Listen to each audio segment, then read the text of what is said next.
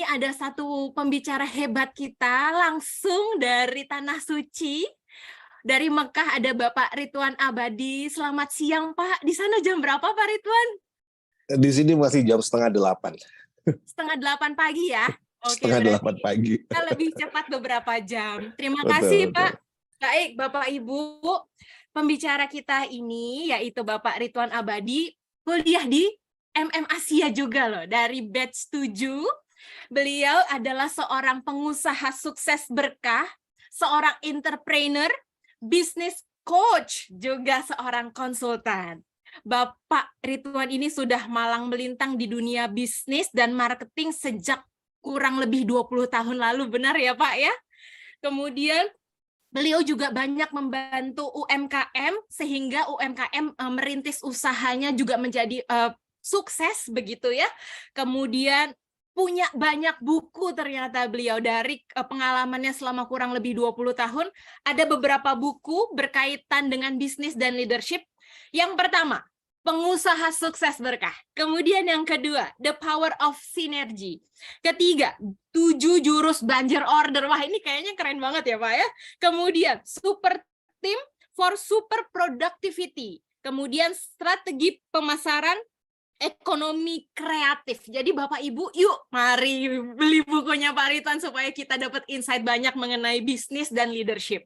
Dan beliau juga punya banyak penghargaan, keren banget terutama di bidang marketing ya, juga di bidang wirausaha, juara nasional wirausaha muda mandiri di tahun 2010. Kemudian punya penghargaan juga franchise berprestasi versi Profesi Indonesia. Best Idea Regional Aksio Marketing di tahun 2009 dan Pemuda Pelopor Kota Malang. Wah, ini juaranya atau panutannya Kota Malang berarti ya Pak Ridwan Abadi ya. Dan tentunya hebatnya lagi Pak Ridwan Abadi ini punya sekolah bisnis yang sudah memberikan banyak prestasi dan bantuan kepada siswa-siswanya di 15 tahun terakhir. Mari kita sambut yang meriah Bapak Ridwan Abadi dan tambahan dari Pak Tanadi Santoso, silahkan. Ya, saya salam hormat Pak Ridwan, senang sekali sudah bisa sharing. Kemarin waktu saya posting acara kita di IG saya, tiba-tiba sahabat baik saya Pak Yuswo Hadi memberi komen, salam lo ya buat Coach Ridwan, gitu. Wah, coba ini sudah langsung dikirim salam, siap Pak, gitu ya. Jadi Pak Ridwan dapat salam dari Pak Yuswo Hadi. Kebetulan saya kenal beliau udah 20 tahun lebih ya. Beliau juga orang yang super hebat ya. Saya senang banget nih Pak Ridwan bisa sharing dengan kita. Saya juga kaget kemarin ternyata beliau masih di Tanah Suci. Silakan Pak Ridwan, kami semua mendengarkan. Silakan. Terima kasih Pak San. Salam kembali buat Mas Siwo, Pak Yuswo Hadi. Ini sahabat saya juga sudah cukup lama. Yang beliau penulis hebat dan karya-karyanya luar biasa. Yang terhormat juga buat teman-teman dari Institut Asia, ada Bu Tere, ada Pak Yunus, dan juga Bu Risa. Ya, ini rektor yang luar biasa. Alhamdulillah hari ini bisa sharing ya di acara yang luar biasa. Dan ini waktu saya dapat kabar, karena alma mater yang memanggil kayaknya nggak ada jawaban kecuali iya gitu. Walaupun hari ini sedang berada di Tanah Suci dan alhamdulillah jadwalnya memungkinkan gitu ya. Dan ini kalau dilihat di belakang pas ini bukan wallpaper tapi ini memang pelataran dari Masjidil Haram. Jadi ini di belakang ini ada Mekah di Ka'bah ya. Nah, hari ini kita akan sharing ya dari salah satu buku saya yang judulnya adalah Pengusaha Sukses Berkah. Memang ini sifatnya adalah fundamental bagi teman-teman yang mungkin pengen menjadi seorang pengusaha atau jadi seorang entrepreneur. Yang kita bahas ini adalah fundamental. Kenapa saya membahasnya tentang fundamental? Karena hampir 20 tahun berbisnis malang melintang ya, dan tentu ceritanya tidak hanya selalu baik ya, banyak cerita juga saya jatuh. Dan di usia 18 tahun saya pertama kali memulai bisnis, di usia 21 tahun saya sudah bangkrut, miliaran juga. Saat itu masih kuliah, alhamdulillah mungkin kalau sekitar 20 tahun yang lalu penghasilan 20 juta per bulan itu mungkin sudah lumayan besar gitu ya. Tapi beberapa kali harus jatuh bangun sampai akhirnya saya ngerintis beberapa bisnis yang tadi diceritakan sama Mbak Mia, punya penghargaan di salah satu franchise berprestasi. Waktu itu kita punya hampir kurang lebih sekitar 500 cabang, beberapa unit usaha, dan terpaksa harus tutup ya. Saya menutup kurang lebih sekitar 300 cabang di tahun 2013 gitu ya. Jadi bukan hanya berhasil membuka bisnis atau membuka cabang, tapi berhasil menutup 300 cabang. Tentu bukan pengalaman yang mudah gitu. Nah, dari situ akhirnya saya mengenal sebuah konsep dan bagaimana mengembangkan mengembangkan bisnis tadi. Nah, saya izin untuk sharing. Selain sebagai seorang entrepreneur dan kurang lebih sekitar 15 tahun terakhir juga saya berkecimpung dalam dunia konsultan manajemen bisnis, menangani beberapa perusahaan dan juga menangani beberapa kementerian. Di Backrub kami pernah buat proyek namanya BeCare. 5 tahun terakhir saya juga menjadi konsultan di Kementerian Pariwisata dan Ekonomi Kreatif. Kami kemarin juga punya proyek masa pandemi kemarin ada BRI Kreatif Lokal. Di Departemen Keuangan di JP kami buat program namanya Bela UMKM ini di JP Bengkulu dan Lampung, dan di Batu kemarin sempat develop salah satu desa wisata namanya Bumiaji ya. Nah, ini tadi beberapa buku yang sempat kami tulis ya, ada The Power of Synergy, 7 Jurus Banjir Order tadi sudah diceritakan, dan buku yang kelima ini Pengusaha Sukses Berkah, ini yang menjadi tema kita untuk hari ini. Nah, ini yang saya sebut tadi adalah fundamental. Kalau yang tadi yang lain 7 Jurus Banjir Order, Super Team itu memang sudah masuk teknikal, tapi di sini saya berbicara tentang fondasi. Kenapa? Karena ternyata ketika kita membangun bangunan yang tinggi sekalipun gitu ya, kita membangun sebuah gedung 30 lantai, kalau fondasinya nggak kuat, maka kemungkinannya juga pasti akan gampang untuk roboh. Nah, itu yang terjadi dalam pengalaman atau story saya. Jadi setelah 20 tahun berbisnis di masa periode tertentu, ketika saya sudah merasa sukses, punya 500 cabang usaha kuliner waktu itu dengan beberapa brand, ada Batagor Jepang, Cincau Puccino, ada Me Time. Ternyata ketika pondasi kita nggak kuat gitu ya, ternyata bangunan bisnis kita pun bisa runtuh. Nah, ini yang akhirnya ketika saya jatuh di situ saya menemukan sebuah konsep. Oh, ternyata sukses versi ini versi saya berarti ya, karena saya tulis di sini itu seperti apa. Nah, ini yang akan kita bagikan di hari ini ya. Saya akan mulai dengan sebuah pertanyaan buat teman-teman semua yang ada di sini kira-kira. Teman-teman yang hadir ya, sahabat dan juga guru-guru juga, kira-kira ketika kita bekerja ya, ketika kita berbisnis, apa sih yang kita cari? Karena kalau saya menyambung dari materinya Bu Ana tadi, Bu Ana menyampaikan bahwa sukses adalah tercapainya tujuan. Maka tentu ketika kita bekerja atau ketika kita berbisnis, tentu kita punya tujuan. Nah, saya pengen tahu, mungkin mohon untuk bisa dijawab sama teman-teman di kolom chat, saya juga mungkin baca di sini. Menurut teman-teman, apa sih yang sebenarnya kita cari ketika kita bekerja atau kita berbisnis? Nah, karena ini startingnya dari sini. Nah, inilah yang akan membedakan caranya, inilah yang akan membedakan polanya, inilah yang akan membedakan strateginya nanti. Coba saya pengen tunggu teman-teman di kolom chat. Nah, apa yang kita cari ketika kita berbisnis atau ketika kita bekerja? Oh, saya kerja, saya pengen cari apa? Wah, Masya Allah. Ada Bu Ana Rimba menulis membantu orang lain. Wah, keren banget ya. Yang lain mungkin teman-teman yang lain, saya lihat di sini ada kurang lebih sekitar 200-an lebih. Ada yang tulis mencari ridho Allah dan ibadah. Wah, keren. Salah. Yang lain ada lagi penghasilan, bekerja, panggilan hidup. Nah, yang lain pengalaman. Oke, kenapa? Karena apa yang kita cari itu akan menentukan. Ada yang buat di sini ada uang dan pengalaman. Oke, keren, keren semuanya. Kita nggak akan bisa memungkiri bahwa ketika kita bekerja, ketika kita berbisnis, pasti ada yang kita cari, gitu ya. Nah, semua yang disampaikan benar, ya.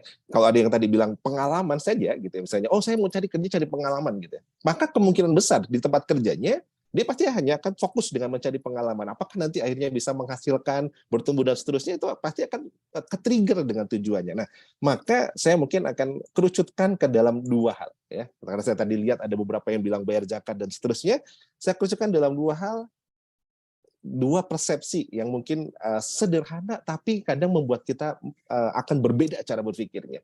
Ada uang, ada rezeki, atau ada harta, ada rezeki. Jadi apa yang kita cari? Ada uang, ada rezeki. Kenapa saya bedakan ini menjadi dua hal yang berbeda? Ya, karena tema kita adalah pengusaha sukses berkah. Karena uang dan rezeki itu berbeda menurut saya. Sebagian mungkin ada yang bilang, oh saya mau cari uang, cari penghasilan, cari apa? Tadi ada yang ibadah, mungkin rezeki yang dicari. Nah, pembedaan yang sangat signifikan yang di sini adalah uang itu buatan manusia. Uang itu dimensinya banyak sedikit. Uang yang orang yang uangnya banyak namanya orang kaya. Orang yang uangnya sedikit namanya orang miskin. Tapi kalau rezeki itu dimensinya bukan banyak atau sedikit. Rezeki itu yang membuat Allah, yang membuat Tuhan. Dan dimensinya adalah lapang atau sempit. Sehingga kita akan bisa menemui orang yang dia mungkin uangnya banyak, tapi rezekinya sempit. Contohnya apa? Orang yang uangnya banyak, kayaknya dia hartanya banyak, tapi dia tidak bisa menikmati. Berarti apa? Dia lapang, kaya, tapi dia disempitkan, gitu ya. Tapi ada sebaliknya, Orang yang mungkin dia miskin, ya mungkin dia nggak punya uang atau uangnya sedikit, tapi rizkinya lapang, hidupannya bahagia, dia bisa menikmati kehidupan dan seterusnya. Nah, sehingga dari sini saya membagi ada 4 kuadran sukses. Nah, karena tema kita di Asia Sukses Festival ini adalah bicara tentang sukses, maka saya bagi dalam 4 kuadran sukses. Dalam konteksnya tadi perbedaan antara uang dan rizki. Karena rizki itu lebih luas. Rizki itu bisa berbentuk kesehatan, teman, guru, kayak hari ini bisa ketemu dengan teman-teman semua. Ini adalah rizki yang luar biasa gitu ya. Bisa ketemu dengan 11 panelis yang hebat-hebat semua. Saya baca resume dari CV-nya aja udah rasanya terinspirasi. Apalagi moderator kita kali ini, Masya Allah luar biasa. Nah, dari situ saya membagi ada uang dan ada rizki. Maka ada 4 kuadran. Yang pertama ini ada kuadrannya pecundang. Kenapa saya bilang pecundang? Di sini adalah golongannya orang-orang yang sudah miskin sempit lagi. Miskin sempit ini contohnya apa? Contohnya dia uang dia nggak terlalu banyak gitu ya. Kehidupannya tapi menderita, mungkin keluarganya berantakan gitu ya. Padahal dia miskin gitu ya. Tapi dia kehidupannya sempit gitu. Nah, saya yakin Tuhan itu tidak menciptakan kita untuk dalam kondisi ini. Kalau seandainya kita ada dalam kondisi yang pertama itu maka salah kita sendiri ya. Karena saya yakin Tuhan itu menciptakan kita dalam kondisi kaya atau cukup keberlimpahan gitu ya. Nah, ini kondisi yang pertama dan saya yakin teman-teman yang hadir di sini tentu nggak ada yang mau ya ada di sini ya. Dan ada yang kedua apa? Golongan mereka yang hanya sukses saja. Kaya tapi sempit. Kaya tapi sempit contohnya apa? Mungkin dia mendapatkan kekayaan dengan cara yang tidak halal, dengan cara yang tidak baik, dengan korupsi, dengan yang lainnya. Berapa banyak kita lihat cerita ya belakangan ini punya duit sampai dengan miliaran ya, wah, pamer dengan Rubicon gitu ya, pamer dengan Harley Davidson-nya gitu. Ternyata semuanya didapatkan dengan cara tidak baik ya, berujung di penjara, akhirnya tidak bisa menikmati. Berapa banyak orang-orang yang mendapatkan hartanya dengan cara tidak baik. Sehingga apa? Mungkin orang lihat bahwa itu semuanya adalah sukses, semuanya kayaknya kaya, uangnya banyak, mobilnya banyak, rumahnya banyak. Tapi ternyata ya sama Tuhan, sama Allah disempitkan rezekinya. Artinya apa? Dia banyak tapi dia tidak bisa menikmati. Berapa banyak orang yang ada di sana. Nah, kira-kira teman-teman mau nggak kalau cuma sekedar sukses saja? Ya, sukses saja dalam konteksnya di sini kaya tapi ternyata tidak berkah gitu. Ternyata sempit rezekinya. Tentu juga mungkin tidak mau. Maka ada yang ketiga nih. Yang ketiga ini adalah miskin tapi lapang. Nah, miskin tapi lapang ini contohnya apa? Kita banyak ngelihat orang-orang ya, yang bahkan saya di sini selama musim haji kemarin, Masya Allah saya ngelihat banyak sekali orang-orang yang dia kehidupannya sederhana sekali, bahkan hanya tukang sapu, tukang bersih-bersih sekolah, ternyata bisa berangkat berhaji juga. Jadi saya ngelihatnya, oh, ini orang ini mungkin secara finansial nggak kaya, tapi diberi kelapangan. Dan bahkan di Tanah Suci saya ngelihat sekali, beliau pengen apa, nggak punya duit, ada yang membelikan, makan, mungkin hanya seadanya, ternyata ada yang ngasih. Itu contoh gitu, orang-orang yang dia mungkin miskin, tapi diberi kelapangan. Ada keberkahan di dalam rezekinya. Nah, sekarang kalau saya mau tanya sama teman-teman, boleh dijawab di kolom chat. Kira-kira kalau ada 3 pilihan ini, kira-kira teman-teman mau yang mana nih? Kuadran pertama, pecundang. Yang kedua, kaya tapi sempit, sukses saja. Atau yang ketiga, miskin tapi lapang, berkah saja. Nah, mungkin saya pengen tahu. Coba di kolom chat. Teman-teman kira-kira mau yang mana nih? Kalau saya kasih 3 pilihan. 1, 2, 3. Silakan di chat, di kolom chat. Ada yang bilang 4. Padahal 4 belum keluar ya. Masya Allah. Iya, nah. Betul.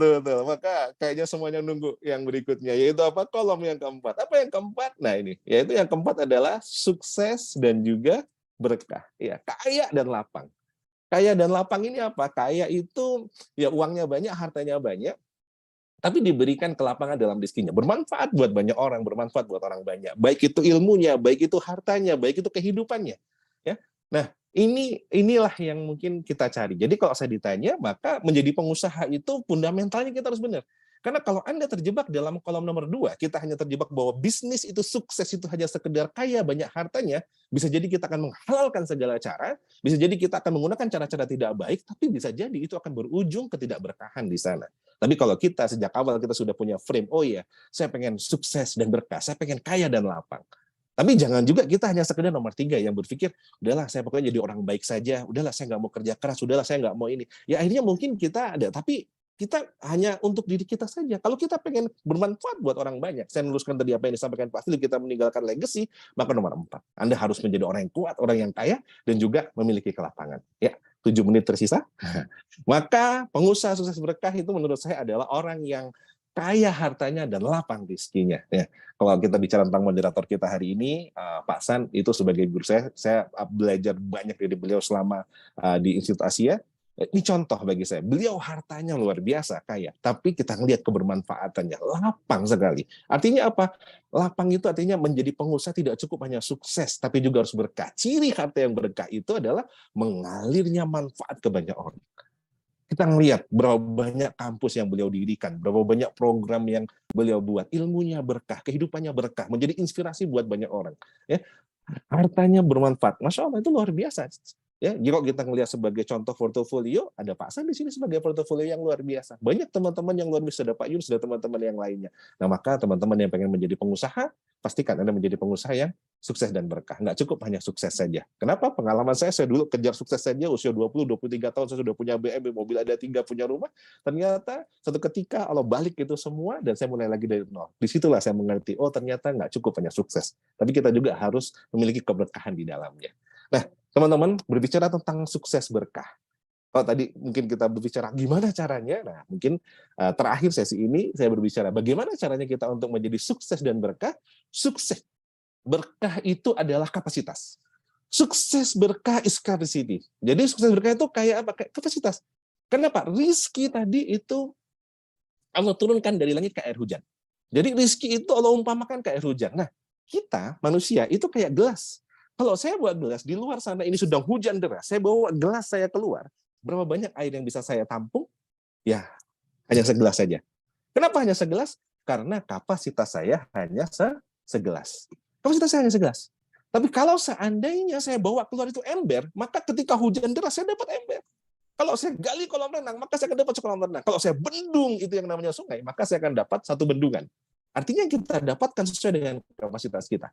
Rizki dan ujian sesuai dengan kapasitasnya. Nah, maka dalam konteks itu, kalau kita pengen hidup kita menjadi lebih sukses dan berkah, perbesar wadahnya, perbesar gelasnya.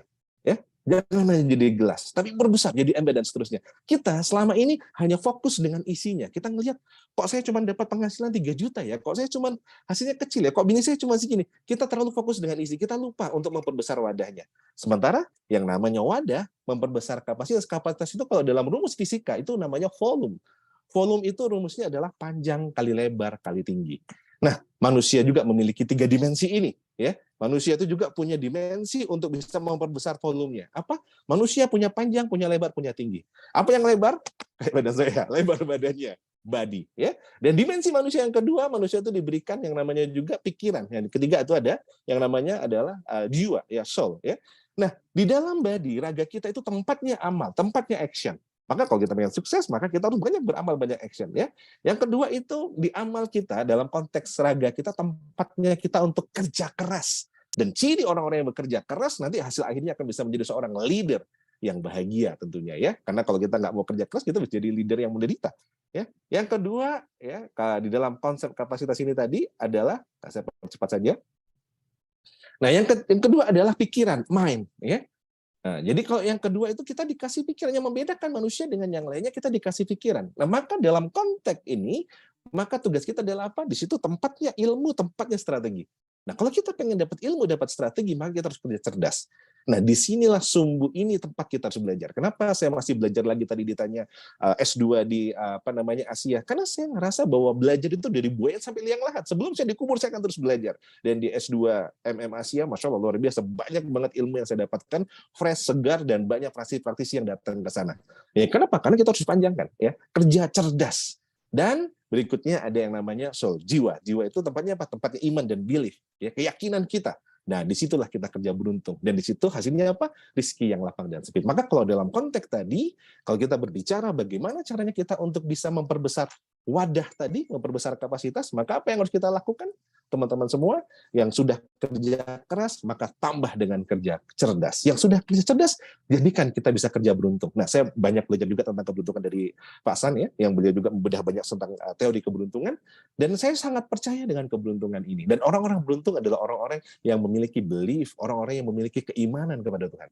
Orang-orang yang yakin dan di sana ada keberuntungan, gitu ya. Nah, maka ada 3 sumbu tadi, leadership, entrepreneurship, spiritual. Nah, 3 inilah yang harus kita kembangkan. Dan kalau ini saya kasih ibaratnya rumus sukses berkah itu adalah, ya, iman kali ilmu kali amal. Atau kalau kita bahas tadi adalah belief, strategi kali action. Jadi kalau tadi 3 sumbu tadi itu kita tarik 0 sampai 10, 0 sampai 10, 0 sampai 10, ya tadi misalnya di 3 subuh ini kita bagi 0 sampai 10, 0 sampai 10, leadership kita berapa, entrepreneurship kita berapa, spiritual kita berapa. Misalnya saya mencontohkan, kok saya leadership-nya ternyata saya masih 2, entrepreneurship saya masih 2, keimanan saya mungkin cuma 1, 2 kali 2 kali 1 cuma 4. Ya wajar kalau sebulan kita cuma punya penghasilan 4 juta. Karena Pak, wadahnya kecil. Maka apa? Perbesar. Apa yang dilakukan?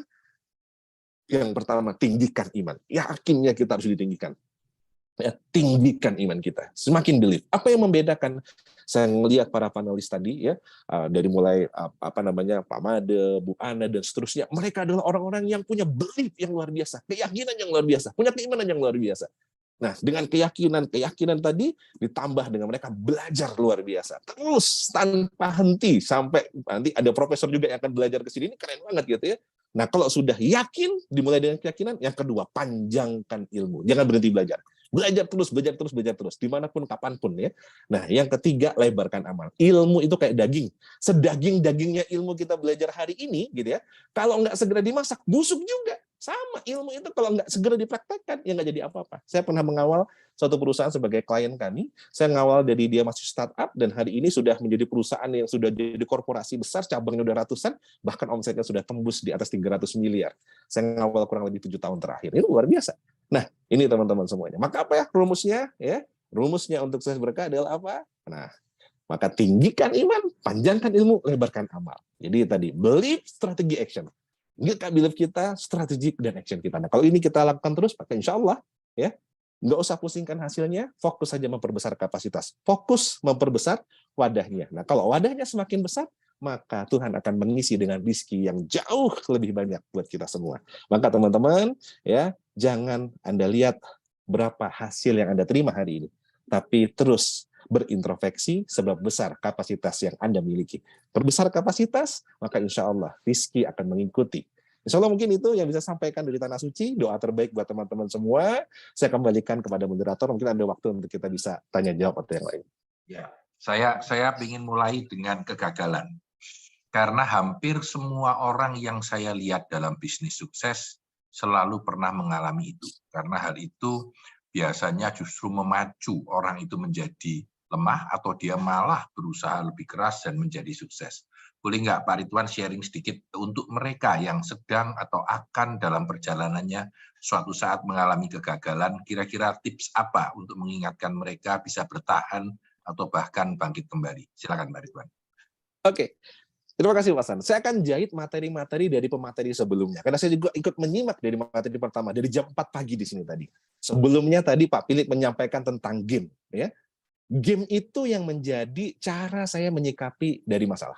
Dan dari ujian dan dari kegagalan. Kalau dihitung, mungkin banyak sekali kegagalan yang sudah saya alami. Tapi apa pola pikir yang saya lakukan? Like a game. Kayak Pak Philip tadi menyampaikan. Kalau seandainya game itu ada level 1 sampai level 10, kita main, apakah kita langsung bisa menang sampai level 10? Kemungkinan besar enggak. Main level 1, mati. Tapi ketika kita mati di level 1, apakah kita akan berhenti? No. Kita pasti akan penasaran. Kita akan ulang lagi. Tapi ketika kita ngulang lagi, kita udah tahu jebakannya. Kita udah tahu lubangnya. Kita udah tahu ini musuhnya. Akhirnya apa? Biasanya kita bisa melewati dan kita naik level 2. Tapi apakah di level 2 kita akan langsung menang? Enggak juga, kita mati level 2. Tapi kita enggak kehilangan keyakinan dan tidak kehilangan gairah penasaran untuk bisa memecahkan. Maka bagi saya, setiap orang punya jatah gagal.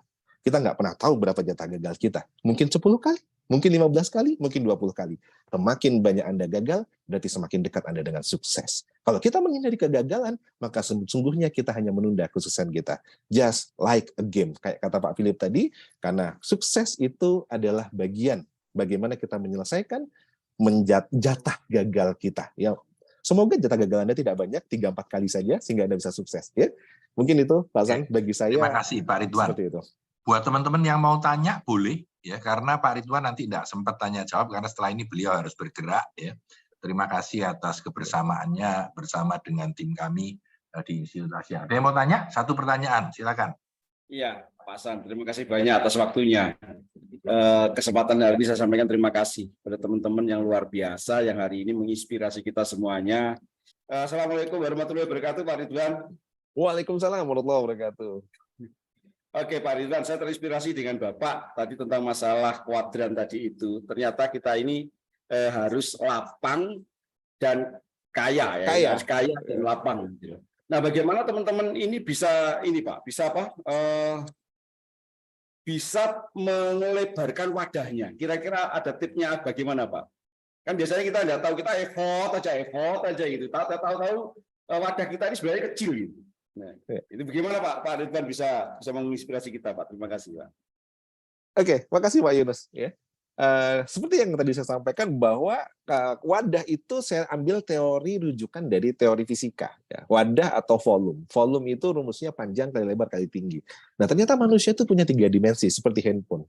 Handphone itu ada hardware-nya. Ya hardware itu apa namanya seluruh komponennya. Ketika dia hardware pasti belum bisa dipakai. Dia harus diinstal software. Software sudah ada hardware, software belum tentu bisa dipakai juga. Maka dia butuh yang ketiga namanya signal. Nah, maka saya membagi manusia itu punya 3 itu, mind, body, and soul. Body itu adalah hardware-nya, ya maka kalau seandainya kita nggak jaga hardware kita, nggak terus kita update, ya kita pasti akan ketinggalan. Yang kedua adalah ada yang namanya software, ada mind. Software itu harus terus diupdate. Kalau nggak diupdate, maka usang. Ya, kalau udah usang, dia nggak bisa dipakai. Gitu. Badan sehat kalau software-nya nggak bermasalah juga nggak akan bisa. Yeah. Dan begitu juga yang ketiga signal. Signal tadi itu adalah belief itu. Belief system kita adalah signal. Kalau seandainya kita tidak dapat di tempat blank spot kita nggak dapat sinyal, maka juga nggak akan bisa dipakai. Nah, maka 3 tadi. Yang pertama kali adalah tinggikan iman kita. Belief system kita harus dibangun. Ya, yang membedakan orang sukses dengan yang tidak sukses, saya sangat yakin dan sudah saya temui begitu banyak orang adalah orang-orang yang memiliki belief system yang terbaik. Dan Asia membangun itu gitu. Jadi buat teman-teman semua yang belajar di Asia itu kita dibangun di kader untuk kita tuh punya belief yang baik gitu ya. Yang kedua tadi, setelah kita punya belief, yang kedua kita ilmu tadi, strategik. Dan di Asia diajarkan semua tuh perangkat-perangkat strategiknya diajarkan oleh orang-orang terbaik. Teman-teman bisa belajar. Kenapa? Karena kalau kita nggak mau belajar, ya kita akan terbatas. Orang yang dia berhasil di bisnis, kayak kalau kita contoh tadi Bu Ana dan Pak Surya dan seterusnya, mereka orang-orang yang strateginya mumpuni. Kalau ibarat mau perang, senjatanya sudah penuh dengan senjata yang luar biasa. Dan yang ketiga tadi, mau bawa senjata sebanyak apapun, yakin sebanyak apapun, kalau nggak terjun ke medan pertempuran, maka nggak akan hasil. Maka action. Nah, maka belief, strategic, action. Nah, 3 itu diukur kalau saya punya, biasanya kalau di kelas yang cukup panjang, saya kasih ada kertas, saya suruh buat assessment, mereka setiap bulan, setiap tahun harus mengassessment sendiri. Kira-kira beliefnya sudah semakin tinggi atau belum, ilmunya semakin panjang atau belum, lebarnya semakin panjang atau belum, actionnya. Nah, kalau sudah, pasti insya Allah, kalau semakin besar kapasitasnya, maka rizki atau hasil pasti akan mengikuti. Nah, mungkin gitu Pak Yunus yang bisa saya tambahkan sedikit. Keren. Pak Ridwan, terima kasih banyak atas sharingnya. Di jauh-jauh sudah sharing buat teman-teman semua, sebuah kehormatan buat kita semua. Ya, salam hormat, salam damai dan safe flight. Kalau balik pasti flight ke kanan kiri dulu. Saya tahu tadi belum kembali ya. Banyak yang kembali. Oke, terima kasih sekali lagi Pak Ridwan dan selamat pagi untuk di sana ya.